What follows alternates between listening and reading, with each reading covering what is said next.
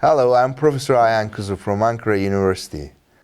Let me take the opportunity to welcome Professor Phil Kirk from Leeds University and Professor Tobias Holm from Karolinska Institute here in Ankara, Turkey. I'm so grateful that you both took your time. Your contribution to this training package is enormous. We would all like to welcome you to the second part of the comprehensive step-by-step training package on rectal cancer surgery. This training package will focus on the recent advances on the surgical treatment of distal rectal cancer, as in some cases, achieving total cure precludes the use of sphincter-preserving surgery. Abdominoperineal excision is inevitable. At this point, I would like to turn to my colleagues and ask them why they think this re-evaluation of abdominoperineal excision for distal rectal cancer is crucial. Phil, why don't we start with you? Thank you, Ayhan.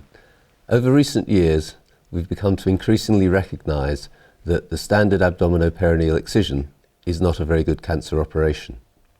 Why is this? Well, it's because we have a very high circumferential margin resection rate in the standard abdominoperineal excision, and we also see a very high perforation rate. So we get higher local recurrences and poorer survivals with this operation. The surgery is crucial, so I'd like to now turn to Tobias Holm to ask him why. Well, as you know, with TME surgery, we have been taught to follow the mesorectal plane all the way down to the pelvic floor. Then, if we're going to do an APR, we go through the perineum and we will meet the abdominal plane at the level of the puborectal sling. This means that we create a waist on the specimen, and if the tumor is low, this waist may cause an involved margin or even a perforation.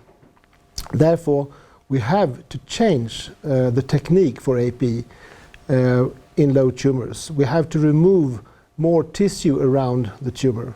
And if we use an extra levator AP, we leave the mesorectum attached to the levators, thereby not creating a waist, but rather having a cylindrical specimen.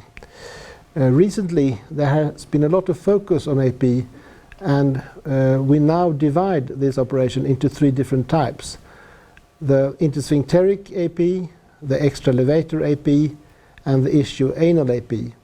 And during the lecture that will follow, we will explain to you in a comprehensive way why we have to change the concept of AP and how we should improve the surgery for low rectal cancer.